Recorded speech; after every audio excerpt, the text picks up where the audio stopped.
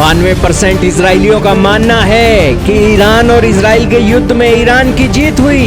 America के साथ आने के बावजूद भी इजराइल के लोग इजराइल के पक्ष को कमजोर मानते हैं। जी हाँ दोस्तों, अमेरिका और ईरान के बीच भले ही समझौता हो गया हो, लेकिन अभी भी मिडिल ईस्ट में तनाव जारी है। इजराइल लेबनान के खिलाफ मोर्चा खोल के रखा हुआ है और इसी बीच एक चौंकाने वाला सर्वे रिपोर्ट सामने आई है। इस रिपोर्ट के अंदर बताया गया है कि इजराइल की जनता हाल ही में पश्चिम एशिया संघर्ष और अमेरिका ईरान समझौते के बीच ईरान को मजबूत मान रही है, जबकि प्रधानमंत्री बेंजामिन नेतन्याहू की सरकार की छवि बुरी तरीके से धूमिल हो गई है। हाल ही में हिब्रू विश्वविद्यालय और अंगम संस्थान के सहयोग से 17 से 20 जून के बीच कराए गए सर्वेक्षण में 3644 इजरायली लोगों ने भाग लिया। न्यूज एजेंसी एएफपी के मुताबिक सर्वे में शामिल 92% लोगों का मानना है कि ईरान ने संघर्ष जीत लिया या इजराइल की तुलना में उसे ज्यादा फायदा हुआ।